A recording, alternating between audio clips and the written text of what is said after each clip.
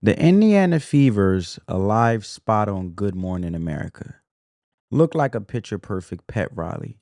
You had the cheering fans, the big smiles, and that heartwarming ticket giveaway, a polished piece of national TV, right in the heart of Indianapolis during All-Star Weekend.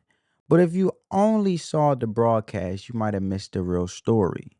The cameras catch the performers, but they don't always catch the tiny, blinking you'll miss it moments that show you what's really going on with a team.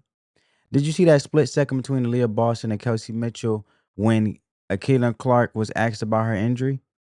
Or how Sydney Colson naturally created a buffer for her teammates against all that chaos? These aren't just little accidents. They're clues. Look, looking at the footage and the social media breadcrumbs, we look at I'm going to show you what was happening behind the smiles because the real story of the Fever's chemistry isn't in the loud moments, but the quiet ones. First, let's set the stage because this wasn't just another media hit. This was Good Morning America, live from a massive outdoor stage during the WNBA All-Star Weekend in their own city. The eyes of the sports world were on Indianapolis, as we know, and for the Indiana Fever, a team that's been under a microscope since drafting Caitlin Clark. This was a huge deal, and it is a huge deal. It was a chance to show a united front on one of the biggest morning shows in America. The pressure was on, and they weren't just representing their team, they were doing it while managing injuries, as we know. Clark herself is taking time to rest a groin injury that forced her to sit out the All Star game in a 3-point contest, a decision she called incredibly sad and disappointing. So when they walked on that stage with Robin Roberts, they were a team handling massive expectations, public scrutiny, and the physical wear and tear of a long season, all while having to smile for the cameras. And this context is everything.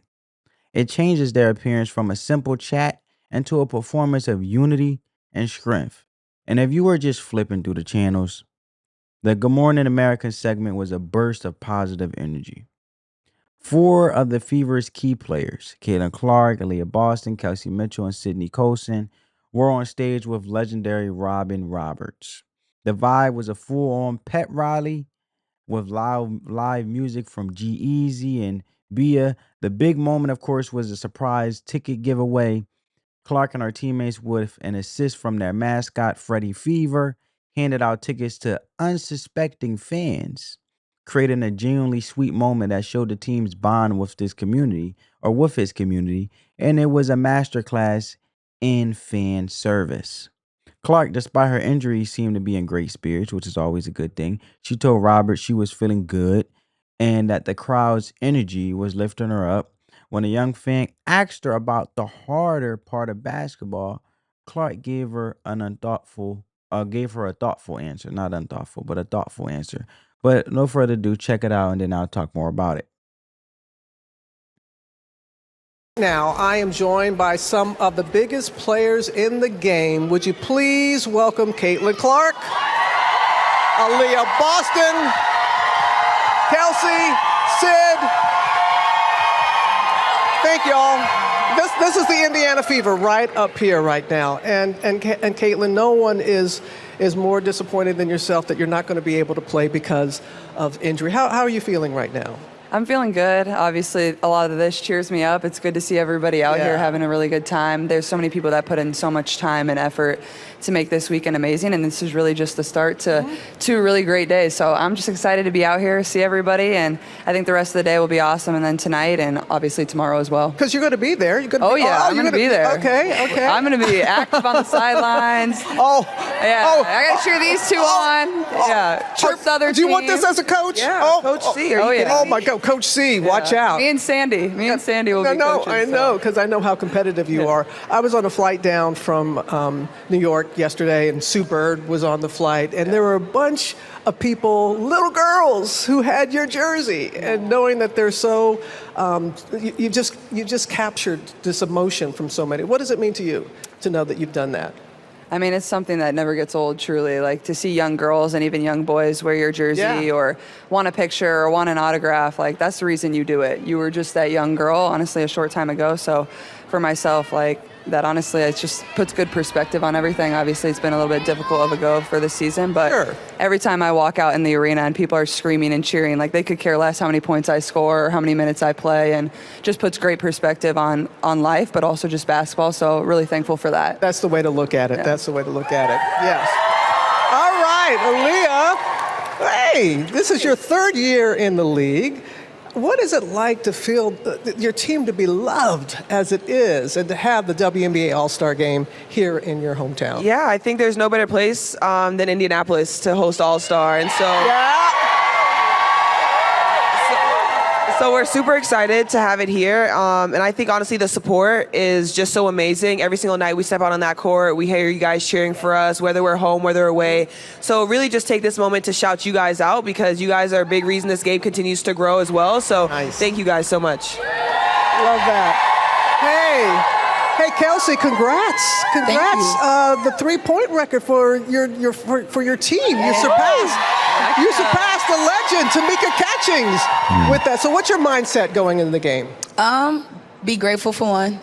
Be humble about it from a standpoint of everyone's not here, so I need to be grateful about being here and just utilizing the opportunity to get to grow, build friendships, build relationships that last a long time. So I'm excited. Yeah, I know you all are so good about giving back as you have. And I was just talking to you, AB. You were in Boston where you grew up, and they have just rolled out the red carpet for you and just made it a special day for you. What did that mean to you? It's special. I never take it for granted because I feel like my journey has been just so unique, and I have so many different places that I consider home. And so to be able to have that special moment in Boston means the world. Okay. Well, this one over here, Sid. Does she all keep you all in? Oh, Lord. Oh, yeah. Sid. Oh, please, just be kind to me, Sid. Just be kind to me. Okay. I got you. You're an awesome player, but you're also known for your sense of humor. Oh. And come on, like you didn't know that. So talk about what something that you're going to be hosting this weekend. Yeah, so Fever Fest is going to be at 6 p.m. I'm going to do a set tomorrow from 6 to 6:05. A set? Yeah. A set? Yeah, doing some stand-up. Oh, really? Yeah, so I'm really excited about it. They keep trying to get me to preview it, but she it's a little unhinged. She won't practice on us. Come on, give us a joke. Give us a joke. Give us a joke. Oh, no. Give us a joke. I don't do punchlines. I do like a story. That's a bit. Yeah, but that just shows that if you're not able to go to the game because it's sold out, there are a lot of things you can do here in town, right? Yep, Fever Fest. I think it's going to be from like 5:30 to 8:30. Okay. So go there, go to the game, see these amazing women play, or act crazy on the sidelines, and it'll be good fun. Well, you got some crazy fans, and I think we got an 8-year-old fan. Where's My Joy? What a name. Hey, My Joy. Hey, My Joy, I hear you have a question for Caitlin. Good morning, everyone. Good morning. Y'all see that, family? I wonder what made them put the New York Liberty mascot. Is it because they won the championship last year in the WNBA, last year's WNBA season? That's quite interesting. I mean, I just did a video on could it be possibly Caitlin Clark is going to the New York Liberty, but check that out. Morning. Oh my God. My name is Myjoy Angel Perkins. And what's your question for Caitlin? My question today is, what's the hardest part about playing basketball? Ooh, it's a good question.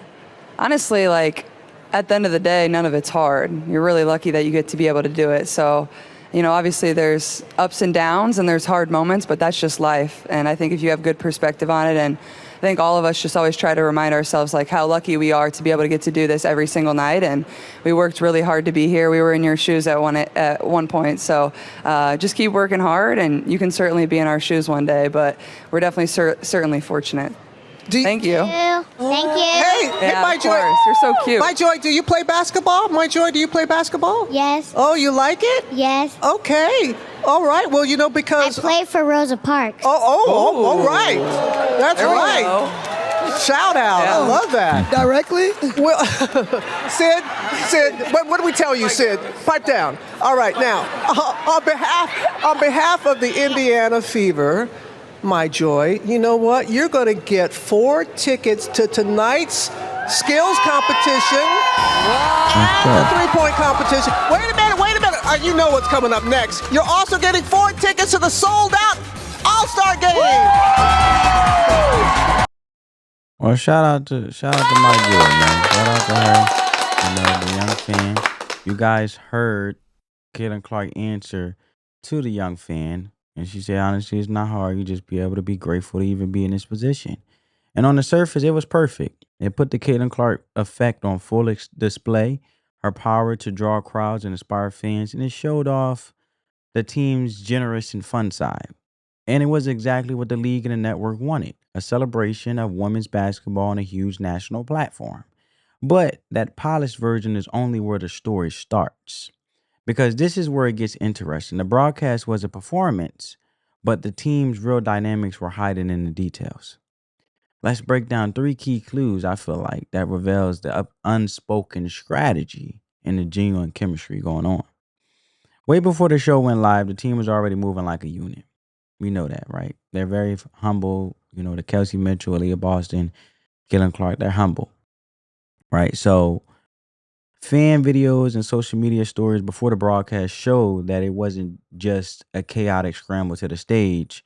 There seemed to be an order to it all, a quiet organization in how they moved and interacted. Notice who often formed the anchor in candid shots, Aliyah Boston and Kelsey Mitchell, as the established veterans and official all-stars in the group. They were the center of gravity. And you could see them flanking Clark, not to control her, but to support her. It's a classic veteran move, creating a pocket of calm for a younger superstar who naturally draws all the attention. While cameras swarmed Clark, her teammates were suddenly running interference, right? Handling questions from producers and managing the chaos within it. You can tell, and this allowed Clark to save her energy for when it mattered most. And this points to a dynamic that has been growing all season.